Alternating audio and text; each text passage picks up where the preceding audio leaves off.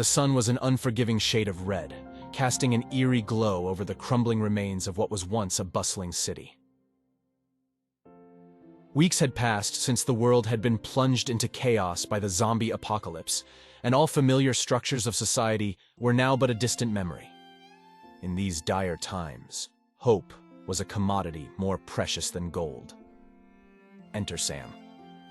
He wasn't what anyone would picture as a hero. Having always been an outcast, Sam was used to fending for himself. With wild, unkempt hair and eyes that had seen too much sorrow, his presence wasn't imposing. But what he lacked in stature, he made up for with sheer determination and grit. One such tale of his bravery was still fresh in the minds of the survivors. A family of 4 was cornered in an alleyway, the undead closing in. Just when all hope seemed lost, Sam appeared, wielding a makeshift flamethrower. He cleared a path, leading the family to safety. Tales like these spread, and soon enough, wherever survivors huddled, Sam's name was whispered with reverence. His reputation preceded him, leading more and more survivors to seek him out, hoping to join forces with this beacon of hope. They formed a ragtag group, moving stealthily through the city, avoiding herds of zombies and seeking supplies. Their number one rule: stick together. Sam insisted there was safety in numbers. As days turned into nights, and nights back into days, their group stumbled upon an old school building. With its high fences and solid structure, it seemed like the perfect refuge. With collective effort, they fortified it, making it impenetrable to the undead outside. They named it the Sanctuary. In the Sanctuary, life took on a semblance of normalcy.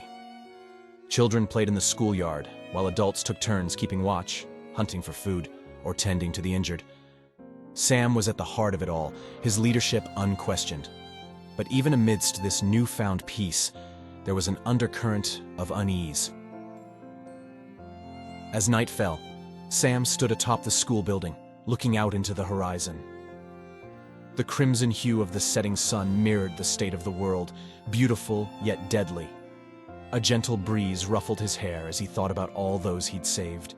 A sense of fulfillment welled up within him, yet there was also a nagging feeling that wouldn't leave him. Something feels off. Is this all too good to be true? He shook off the thought, attributing it to the stress and trauma of the past weeks. Taking one last look at the horizon, he descended, ready to rest and prepare for another day. Within the fortified walls of the sanctuary, a semblance of routine began to emerge. Mornings began with a communal breakfast, where everyone shared stories and updated each other on their tasks for the day. The afternoons were reserved for essential activities: scouting, fortifying, and gathering supplies. Evenings often saw the community gather around a campfire, reminiscing about the past and sharing their hopes for the future. But as the days progressed, something began to shift in Sam. It was subtle at first, a distant look here, a flinch there. To the unobservant eye, he was just the same heroic figure, their unwavering leader. But to those who'd known him since the beginning, something was amiss. It started with whispers. Late at night, when the world outside was quiet save for the occasional groan of a wandering zombie, Sam would hear them, soft murmurs almost indistinct, coming from nowhere and everywhere all at once. The content was never clear, but the tone was unmistakably menacing.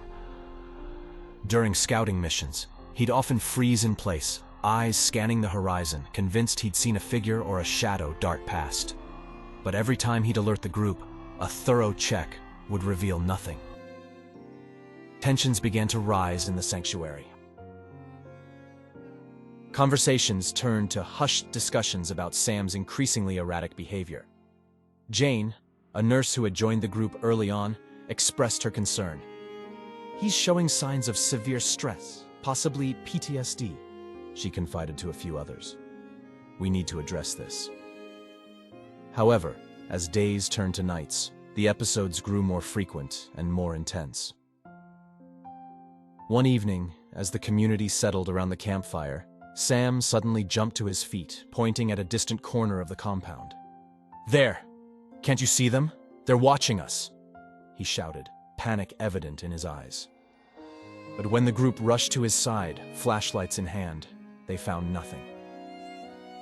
Whispers turned to outright concern. The group convened for a discreet meeting, discussing the pressing issue at hand. Many felt that Sam's mental state was a danger to the group's safety. Some argued in his defense, referencing the countless times he'd saved them. But the undeniable truth remained. Their leader was unraveling. The final straw came one fateful night. Sam, convinced that an imminent threat was lurking just beyond the walls of the sanctuary, decided to take matters into his own hands. Armed to the teeth, he declared his intention to venture out alone and eliminate the perceived danger once and for all. Despite pleas and protests from the group, Sam was resolute. With a steely glint in his eyes and a heavy heart, he stepped out into the dark abyss beyond the walls, leaving behind a community torn between concern and fear. Outside the sanctuary, the world was a symphony of silence and shadows. The moon, half shrouded by heavy clouds, offered little illumination. But for Sam, the darkness was alive with imagined threats. Each rustle of leaves, each distant howl, became evidence of the lurking menace he was certain existed. Armed with a fire axe and a revolver, Sam navigated the desolate cityscape, each step fueled by a combination of adrenaline and paranoia. Every shadow seemed to move, every corner seemed to hide a lurking presence. Yet, hour after hour, his search yielded nothing. As dawn approached, Sam found himself in the ruins of an old church. Stained glass lay shattered, and an oppressive stillness hung in the air. Here, he felt an overwhelming urge to confront the source of his fears. "Show yourself!" he shouted, voice echoing through the broken halls. As if on cue, a gust of wind blew open the church's grand doors. Before Sam stood a monstrous figure, towering and menacing, the embodiment of all his fears. With eyes glowing a fiery red and a presence that seemed to defy reality, it stepped forward. A battle of epic proportions ensued. Sam, using every ounce of his strength, skill, and strategy, managed to hold his own against this formidable foe. But just as victory seemed within grasp, the world around him began to blur. The church, the monster, the very ground he stood on, all began to dissolve. Suddenly, the weight of reality crashed upon him. He found himself lying on the cold, hard pavement. The intense pain emanating from his body was disorienting. As he tried to focus, the world around him appeared distorted, like looking through a rain-soaked window. The air was thick with the acrid stench of decay, and the muffled sounds of chaos and despair filled the distance. Sam's fingers grazed the wet ground beneath him, and he realized with horror that he was surrounded by a pool of his own blood. The pain radiating throughout his body was sharper now, and as he glanced down, the gruesome sight took his breath away. Zombies, their faces decayed and eyes soulless, were feasting on his limbs, ripping intestines from his stomach. Their grotesque mouths dripping with fresh blood, they were so engrossed in their ghastly feast that they seemed momentarily unaware of his conscious state. The very essence of terror surged through Sam's body, causing his heart to race uncontrollably. But amidst this fog of horror, distant human voices broke through. "Sam, please get up and run," they cried in desperate urgency. The voice belonged to someone familiar, perhaps a friend or family member from a time before the world turned into this waking nightmare, but their shouts felt like they were worlds away, unreachable through the barrier of impending doom that surrounded him. Struggling against the paralyzing fear, Sam tried to push himself up, to heed the distant calls, but the strength was sapped from his body. The zombies, sensing his movement, began to growl menacingly, turning their attention fully to him.